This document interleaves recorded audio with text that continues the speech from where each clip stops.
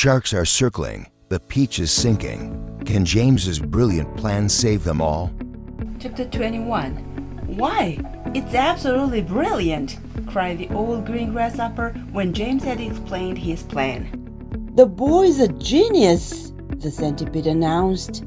Now I can keep my boots on after all. Oh, I shall be pecked to death, wailed the poor earthworm. Of course you won't. I will, I know I will, and I won't even be able to see them coming at me because I have no eyes. James went over and put an arm gently around the earthworm's shoulders. I won't let them touch you, he said. I promise I won't. But we've got to hurry. Look down there. There were more sharks than ever now around the pitch. The water was boiling with them. There must have been 90 or 100 at least. And to the travelers up on top, it certainly seemed as though the pitch were sinking lower and lower into the water. Action stations, James shouted. Jump to it. There's not a moment to lose. He was the captain now, and everyone knew it. They would do whatever he told them. All hands below deck except Earthworm, he ordered. Yes, yes, they said eagerly. They scuttled into the tunnel entrance.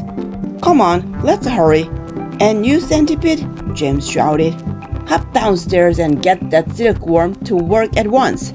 Tell her to spin as she's never spun before. Our lives depend upon it.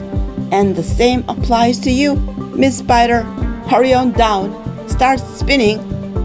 Chapter 22. In a few minutes, everything was ready. It was very quiet now on top of the pitch. There was nobody in sight, nobody except the earthworm. One half of the earthworm, looking like a great, thick, juicy pink sausage, lay innocently in the sun for all the seagulls to see. The other half of him was dangling down the tunnel. James was crouching close beside the earthworm in the tunnel entrance, just below the surface, waiting for the first seagull.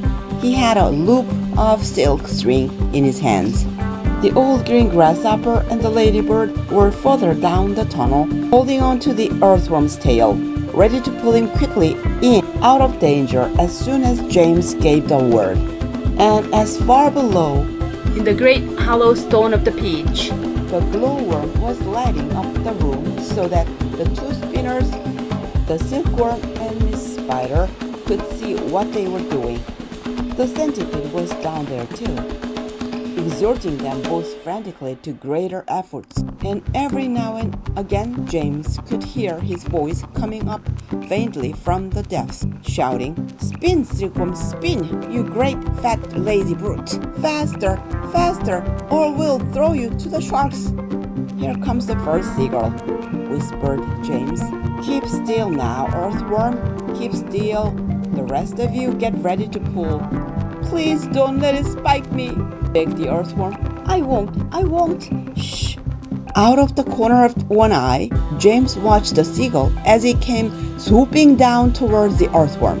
And then suddenly it was so close that he could see its small black eyes and its curved beak.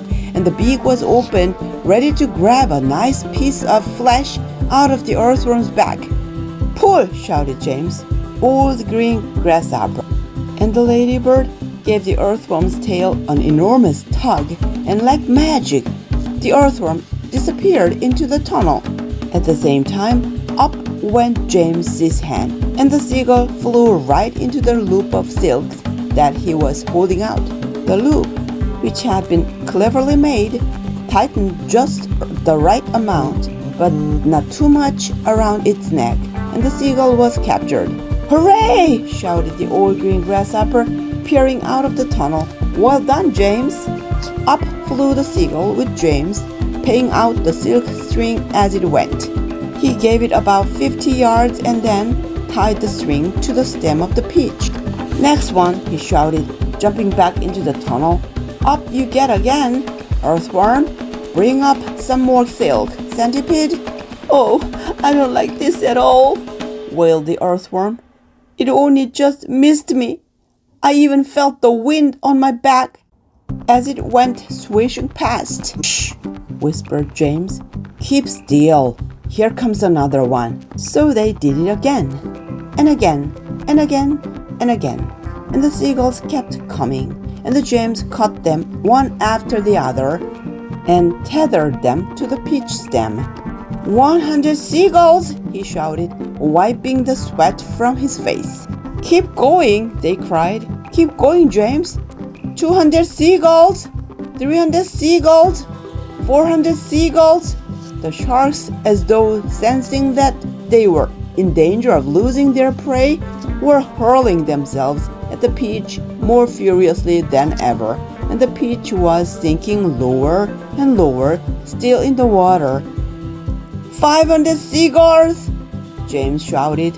"Silkworm says she's running out of silk," yelled the centipede from below. "She says she can't keep it up much longer, nor can Miss Spider." "Tell them they've got to," James answered. "They can't stop now." "We are lifting," somebody shouted. "No, we're not. I felt it. Put on another seagull, quick." "Quiet, everybody, quiet. Here's one coming now."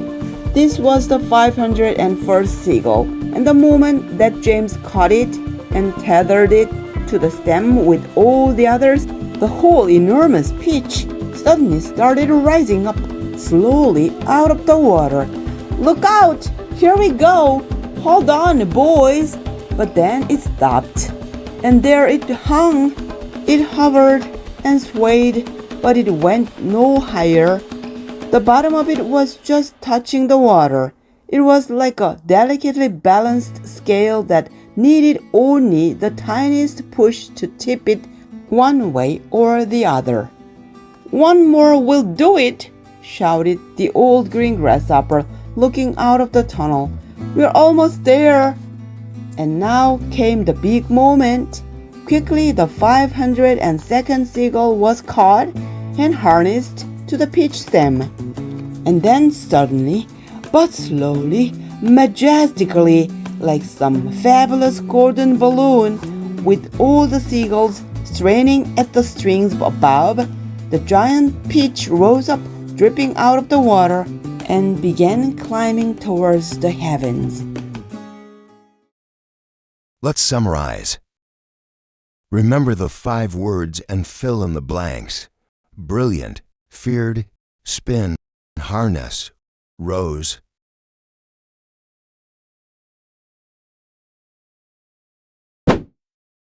James had a brilliant idea. As the peach was surrounded by sharks, the earthworm feared the gulls would peck him to death. But James took command and cried, "Action stations!" Miss Spider and the silkworm began to spin silk, while James waited for the gulls to swoop down. Using a clever loop, James managed to harness each seagull to the peach stem, while sharks attacked their prey furiously below. At last, with the 502nd seagull, the giant peach rose majestically out of the water and floated toward the sky. Great job, everyone! Thanks for watching. See you next time. And with 500 seagulls, the giant peach rises majestically into the sky. The adventure has only just begun.